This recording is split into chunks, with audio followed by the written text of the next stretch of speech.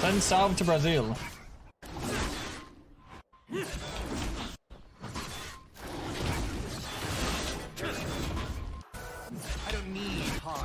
Dude, Akilov, you gotta listen to this band.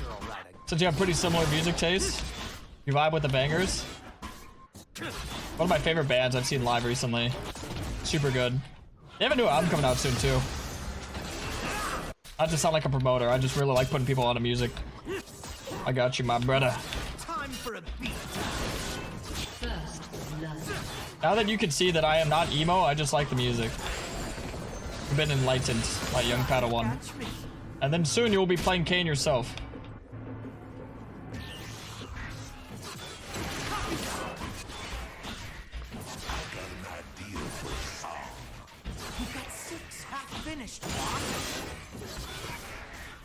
I'd say you track the enemy jungle this game.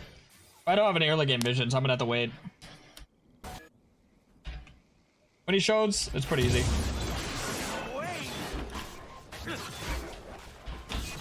Alright, there he is. Oh, what he did red? I did his 3 bot side camps.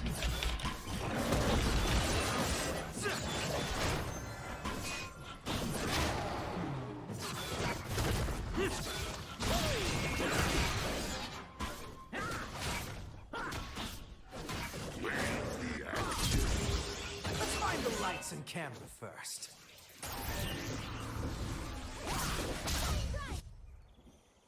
Alright, we probably kill this guy.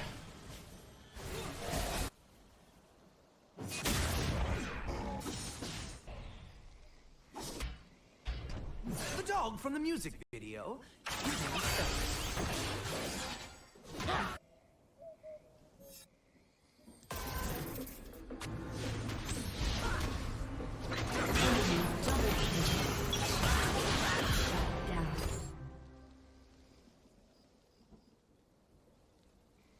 Jesus.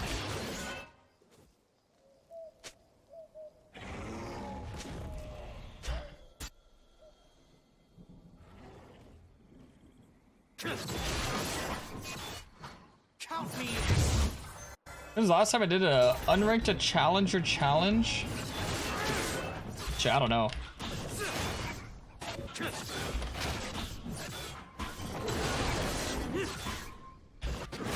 Shit, I don't know. I don't like to do those too much. I don't like smurfing too low, to be honest. The lowest I like to play in is like Masters MMR. Playing below Masters is kind of like just bullying. It's good for informative content, but yeah, doing it more than like once a year, kind of like, eh. How's he gonna double? Because Wukong's passive.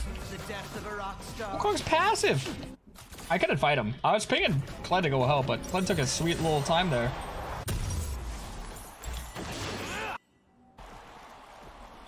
Woo.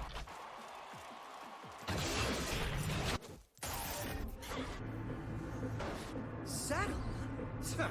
I never settle.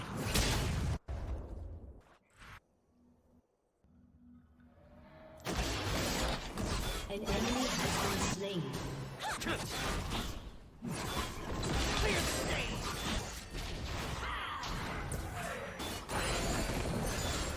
Watch yourself. People say I'm Ooh. hot. I'm not. They just suck. Is unranked a challenger even a challenge when everyone has like 8 challenger accounts? No, it's not really like a challenge for me. It's more like an informative how to climb out of each elo series is usually what I go for. But honestly, I think I've already done that so much. I'm gonna hold off on any of that for a good while. Work out to look this good.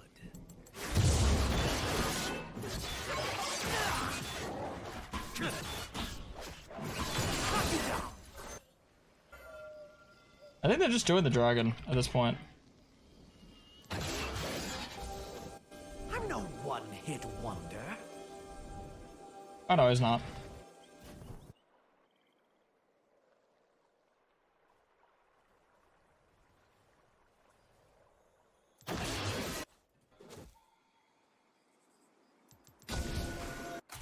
I have nothing if not the audacity. Wayne! Maybe we could look to dive this Lux. Or this Jinx. She's by herself. I'm not like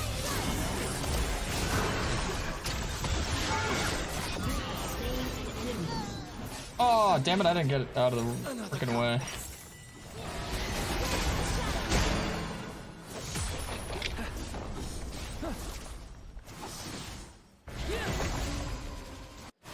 Basically, every Chow player is multi-Chow, so why even bother with said challenge? That's not true. Like, all the players that you know, yeah, but the players that you know are, like, infamous for being better than average Challenger players, so I disagree with that. I think being able to hit Challenger more than once is pretty big accomplishment. Definitely don't want to deny that, or, like, underweigh that, because that's just silly. But usually the challenge isn't just on hitting Challenger again, it's like, okay, hitting Challenger playing only red Kayn, or hitting Challenger playing only blue Kayn, or, you know, hitting Challenger with only one build, or, you know, there is a challenge. But for the average player who's just a Challenger player, to do unranked to Challenger again is pretty hard. Because you're also playing in Challenger MMR when you're Masters. As opposed to if you're playing on your main account, your MMR is not going to be Challenger until you're in Challenger. But if you're smurfing from unranked to Challenger, your MMR is going to be in Masters. Dude, when I was doing unranked to Challenger, my MMR was playing in fucking Challenger when I was Diamond 4. So it definitely is a challenge. I think saying it's not is kind of crazy behavior. If you don't think playing in Diamond 4 is with a full Challenger lobby is a challenge, I don't know what is. Enemy killing spree. Alright.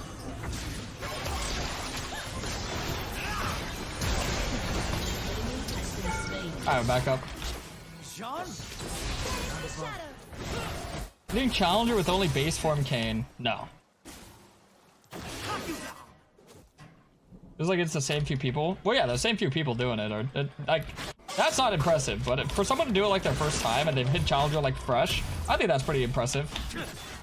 But see, for me, I don't do like unranked to Challenger challenge. I do like informative unranked to Challenger, or you know, red Kayn only challenge, blue Kayn only challenge. I don't know. But I haven't done that in like shit. Last time I played on a Smurf was when I was in Korea. But that wasn't unranked to Chal. That was just a fresh account because I never played in that region before. It's all blood, sweat, and tears. Zam! I didn't even get my topside invaded. I thought I lost all my shit. Looks like a blue Kayn setup, broken hearted. Wait, don't like blue Kayn? Blue Kayn to Syndra Jinx Yumi? Hell yeah. There's Ross. Into this team? The LP gains are higher? Yeah, that's the trade-off, if the LP gains are higher.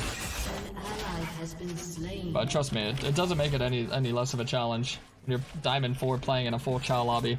Because you can't skip ranks, you can't skip from D4 to D2. They got rid of that. Can't do that no more. So you have to go D4 to D3 to D2 to D1. They really made smurfing not as fun or enjoyable as it used to be. To like counteract all the smurfing, which I think is a good thing. I think people that smurf too much is not good for the game.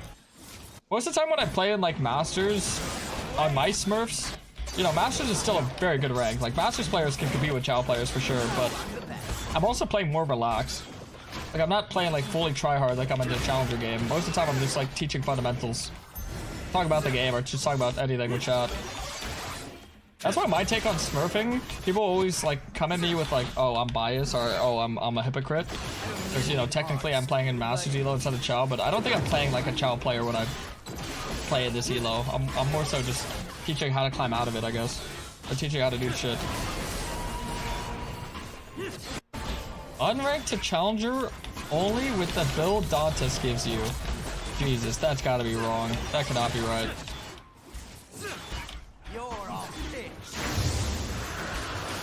That cannot be right.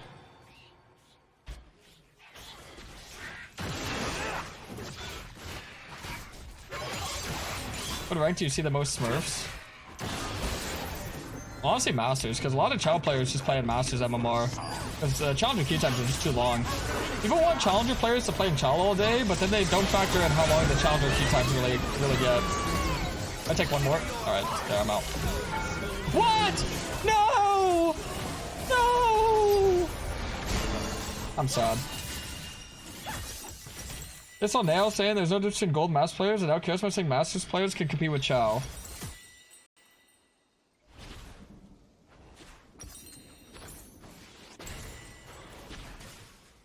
And you're wondering who's correct about that. And you're seriously, genuinely wondering who's correct about that. Bro, you either got rage baited or that's... No, come on. You got trolled. You got trolled. You can't take that serious. No way he was being serious, bro. He was trolling you or something. He probably had an unlucky game in Masters MMR with a Masters player and we're just comparing them to a gold player.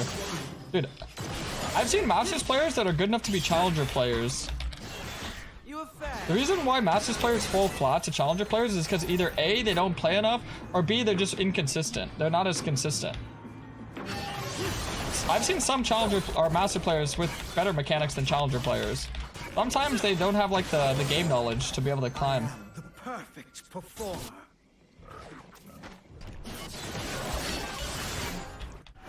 Bruh. He was tilted at his teammates? Oh, that makes sense then. Yeah, I mean, he was probably just speaking out of tilt. I'll tell you right now, Masters players are like they're not bad. Like they're like gold is like new player that doesn't know what they're doing.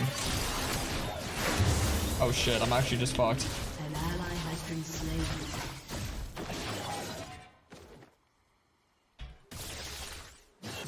I don't need to work out to this. Your turret has been destroyed. I got a flash, sweet. The difference between gold players and masters is that golds don't play as much. Our steel belongs at the top. God, I'm not gonna give my thoughts on this. Killing spree. This feels like a setup. You're setting me up to say something negative about another streamer. I don't think anyone agrees with that point. That's all I'll say. I don't think there's anyone out there that agrees with that point. If you're a gold player and you hear that, yep, I'm as good as a Masters player. I just don't play as much. Yep. That's cope. Masters players could say, yeah, maybe I'd be Masters, or maybe I'd be Chal if I played more, because Masters is like really, really high rank, right? But gold? Bro, you don't even know how the game works yet. You don't really like fully know how the game works until you're like Diamond Plus, like Emerald Diamond Plus. There's so many like small details about the game that you just don't even understand or don't even know.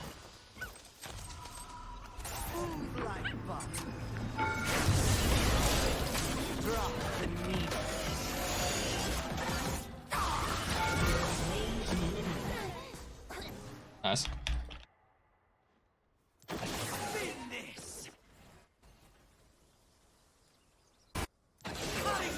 The lowest tier of rage bait. We've got 6 half finished, Rost. Bonk ass. They have Wukong Yumi. You know people used to play like Wukong Yumi bot lane or Garen Yumi bot lane and just some real cheesy bullshit.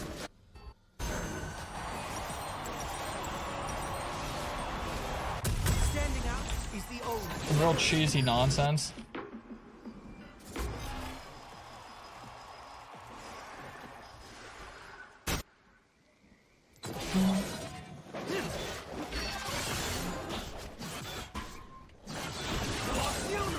Honestly, at times feels like difference between match team and Chal is game count.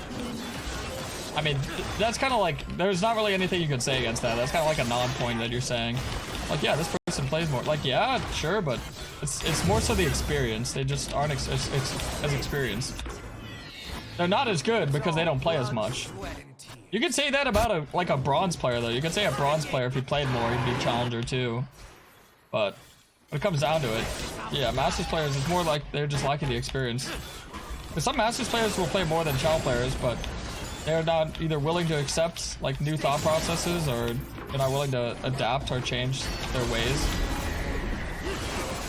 A lot of the reason people get hard stuck in Masters Elo, even if you play as much as you want, you can play thousands of games, but they don't think, they don't innovate, they don't jump out of their one-dimensional mindset, you know?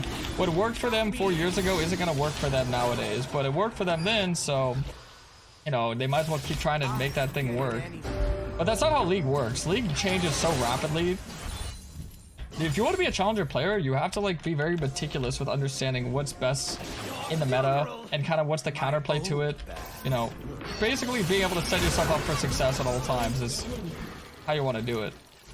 So sometimes it's not about just playing more. Sometimes it's about watching more. Sometimes if you watch more than the average player, you know, you'll find more success than them. 'Cause yeah, just playing sometimes isn't enough. Play the industry or it plays. Not that many people review themselves, and I think that's a big deciding factor. You review others and yourself, that's a huge deciding factor. And yeah, one-dimensional mindsets. People will get to Masters with A playstyle, and then they won't try and think about B or C or D playstyle. When I play in Challenger, I have a multitude of paths, a multitude of builds. Like, look at how many different builds I have. Look at how many different paths I have. Look at how I play into each specific matchup.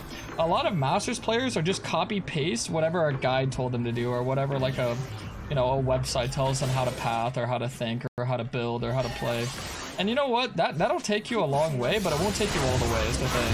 You can't get by on mechanics alone in this lovable game, I would say.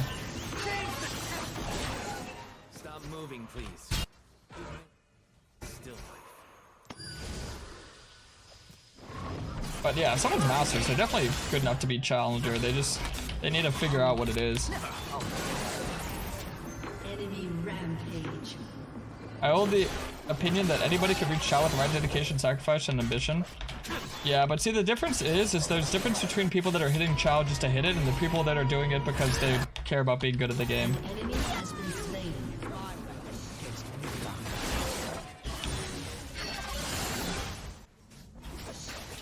If you wanted to, you could play whatever is really broken in the meta. 54% win rate, S plus tier, only counter pick, you know, play support.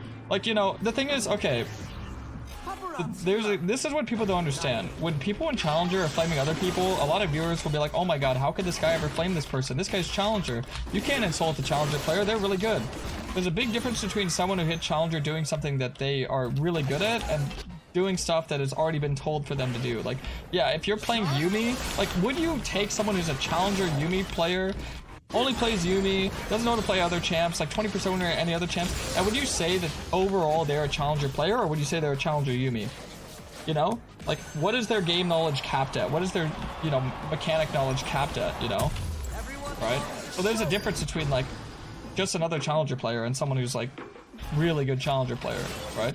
So if you just go into the Challenger with the mindset of, oh, I want to hit Challenger just because you want to, like, show off the fucking rank, you want to, like, have the status of saying you're a Challenger player, you're gonna do some pretty deprived shit, and you're gonna be pretty, like, no, you're not gonna really gain a lot of respect from your peers in Challenger. No one's really gonna see you as their equal, as you know, toxic as that might seem. You know, Challenger is a very serious thing that people take very serious, right? So elitist mentalities aren't any strangers to the community, I would say, right? Oh my god, I'm so ahead, but I just got fucking duped. Yeah, see, Yumi's taking over this game. So, yeah, no, anybody could hit Challenger if they wanted to. I agree. But just because you hit Challenger doesn't make you like a... People aren't going to recognize you as like a Challenger player, right? If you want me to be honest with you, I could care less. If you're a Challenger, you can call yourself Challenger, right? If you play Yuumi, if you play whatever. I don't really have an elitist mentality, but people who are in Challenger won't consider you a Challenger player if you're doing it in a way that anybody can do it. To be like a standout Challenger player, it's not even one... It's like 1 in a million. Missed my cue. I won't again. Well, I guess not 1 in a million, probably 1 in 100,000. We're thinking logically about how many people play League. Probably 1 in 100,000. Actually, no, if it's a standout League player, yeah, no, it's still like one every like 200,000 maybe.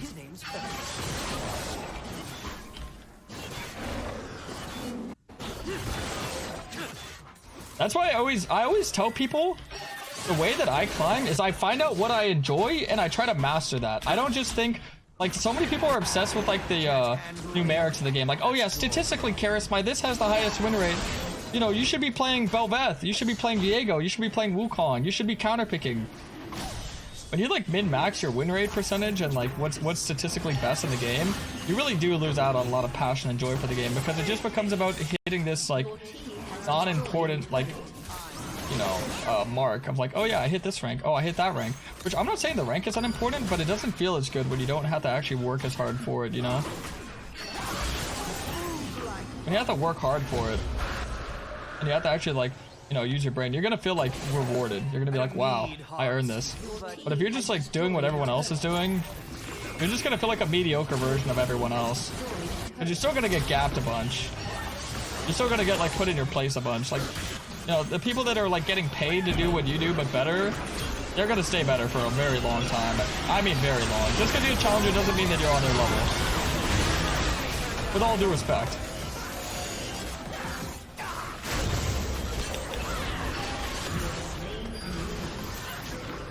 You're trying so hard. Enemy killing spree.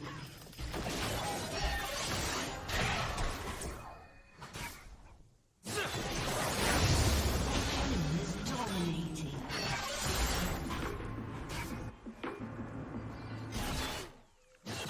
I have nothing if not the audacity. Yeah, because all those pro players you love watching, they're the ones that are like, their coaches are basically telling them the meta.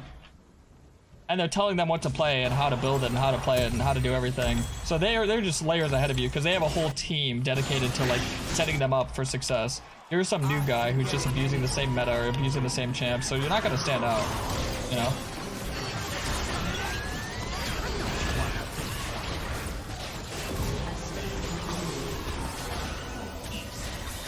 It's all pretty confusing, but if you want like to be considered like a really respected challenger player, someone that's good, someone that people can like look up to, and you know, all that, you want the prestige of it, because that's what most people want. They don't care about actually being that good at the game. They care about the prestige of it. I've never cared about the prestige of it. I've always cared about just improving and getting better for myself, because I love this game and I just want to be as good as I can. But if all you do is care about that, then you need to be on like a different mindset, because you're never going to stand out doing it what everyone else is doing. You need to study, you need to watch a lot, you need to play a lot. To me, I'm lucky. Because I used to do that. That's the thing, is I used to do that. I'm telling you guys this not from me talking down to people in my rank, because I used to do that. I was a meta player. I was new to Challenger. I hit Challenger playing Pantheon, and then I swapped to support. Because I wanted to learn a new role, and I was like, oh, what's the easiest role? So I played support, and less than a month later, I hit Challenger playing support. I like Qiyana, Karma, Blitzcrank, all that. And then I played jungle, and I was playing nothing but meta, trying to go pro. So, and it took years for me to become, like years of studying Korean VODs, years of playing, grinding, everything, to get on the same skill level as like the highest ranked Challenger players. And even then, I still wasn't enough to like stand out, you know? I really got a big break with Kayn coming out. I got really lucky, you know? Because if I was supposed to make it just based off my skill alone, like, yeah, I hit top 10. Yeah, I was always like high Challenger, top 50, but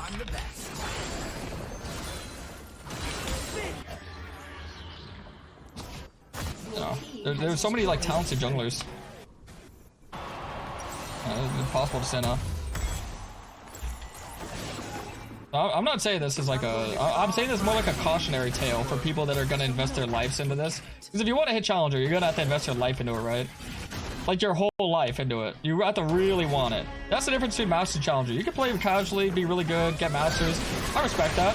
But if you want to be Challenger, you have to dedicate your life to this thing. You know, League has to be your life. League literally has to be your life.